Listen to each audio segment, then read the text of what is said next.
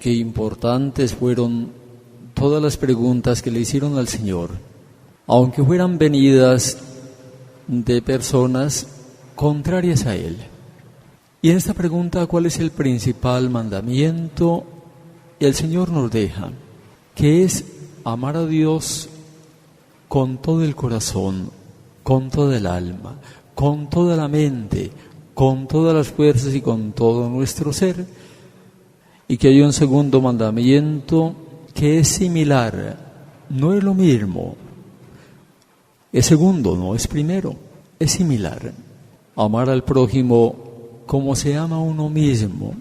Y amarse a uno mismo, ¿qué significa?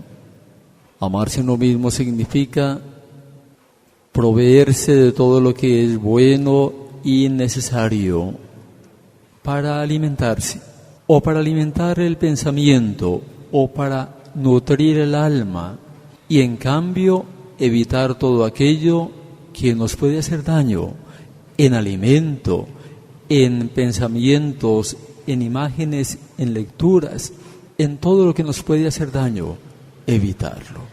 Que amemos a Dios sobre todas las cosas y que ese es el principal de los mandamientos. ¿Qué significación tiene para nosotros? Que Dios debe ser antes que todo, que Dios debe ser preferido a todo, que Dios debe ser el primero en nuestra vida. Y aquí hemos de preguntarnos, ¿estamos viviéndolo así, este mandamiento? ¿O quién es el primero en nuestra vida? ¿Quién es el primero en el hogar? ¿Será quizá el televisor? ¿Será cierto programa, aunque nos haga daño y que nos quita demasiado tiempo? ¿Tenemos tiempo para el Señor en el hogar? ¿O será tal vez los partidos de fútbol? ¿O será la lavada y el polichado del carro los domingos si no hay tiempo para el Señor? Todo eso debemos preguntárnoslo y respondernos nosotros mismos con total sinceridad y sacar conclusiones prácticas para nuestra vida. Otro tema que está relacionado con esto.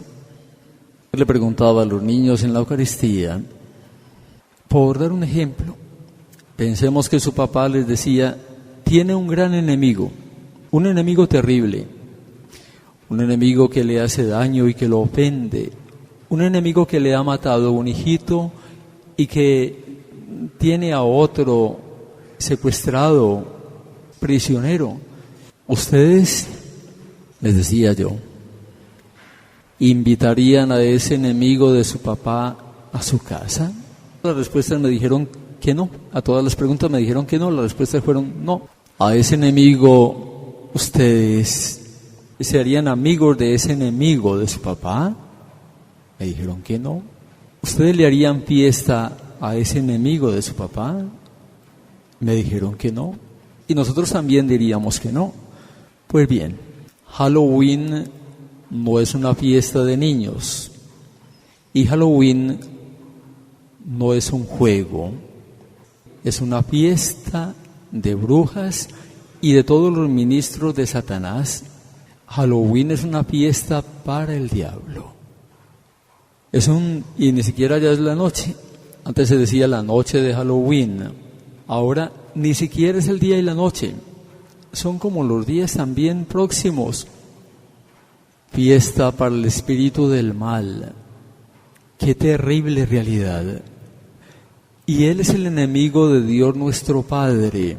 ¿Y a cuántos hermanitos nuestros, hijos de Dios nuestro Padre, Él ha asesinado?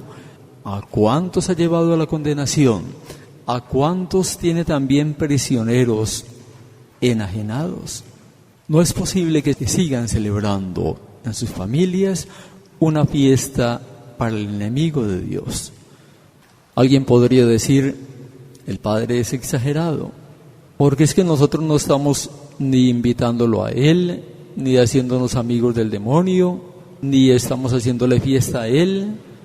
Es el día que se le ha como dedicado a Él, y es un día de mucho peligro, porque todos los que le trabajan a Él, al príncipe de las tinieblas y al reino de las tinieblas, están buscando cómo hacerle daño a los hijos de Dios y cómo ofender a Dios.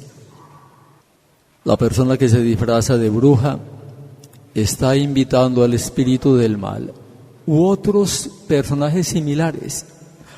Y colgar un murciélago o pegarlo en la pared o telarañas y hacer por allí como un rincón oscuro, terrorífico, es también una invitación al espíritu del mal. Y el ir también gritando Halloween es también una invitación al espíritu del mal. Miren, apréndanse esta palabra. Aquelarres. Aquelarres. Repítanla, por favor. Aquelarres. Es como aquel arres, pero es una sola palabra. Aquelarres. ¿Qué son aquelarres? Los aquelarres son signos, objetos y actitudes que atraen la presencia del espíritu del mal. Y los hay por montones. ¿Por qué el búho? El búho y el murciélago son animalitos creados por Dios.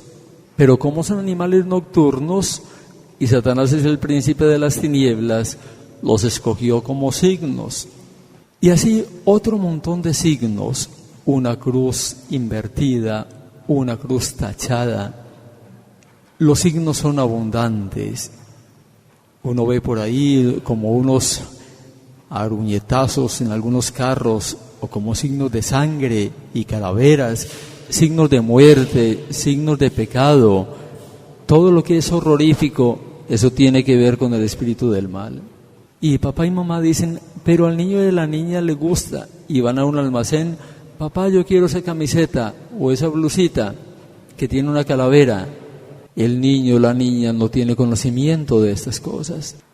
Entonces hay que concientizarlos, y si aún explicándoles, ellos continúan rebeldes, que yo quiero un disfraz, entonces en la casa ¿quién manda? Manda papá, manda mamá. Y allí deben imponer ustedes la autoridad, porque esos hijitos pequeños no tienen voluntad para resistir a lo que no les conviene.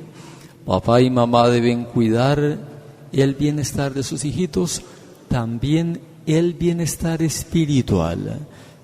Yo quiero dejarles esa inquietud. Resulta como triste, muy triste, ver que muchos católicos, muchas familias católicas le hagan fiesta al enemigo de Dios y se expongan también. Esa noche debería ser para estar en oración, hacer la oración de protección y no darle ocasión al espíritu del mal que haga daño a los hijos de Dios. Es una oración para estar más aferrados a Dios y a la Virgen María, que podría pensar un pastorcito de ovejas, por dar otro ejemplo, un pastorcito de ovejas que cuida de las ovejas, que les advierte que hay un lobo, que las protege de ese lobo y que ese lobo tiene un día de su fiesta y las ovejitas se van a hacerle fiesta al lobo. Es para que el pastor llore. No le demos a Dios motivos de tristeza y no expongamos a nadie al peligro, al riesgo de ser herido o afectado por el espíritu del mal. Y les pido también un favor, repliquen, den a conocer esta enseñanza, porque no se da en muchas partes. Miren, una de las formas a través de las cuales el espíritu del mal actúa es hacernos creer que no existe, o también tomar a las personas y convertirlas en instrumentos suyos, así sea, para que no se diga que hay cosas que no se deben hacer y que hay cosas que tienen que ver con el reino de las tinieblas. Desde el amor de Dios nuestro Padre les dejo estas inquietudes.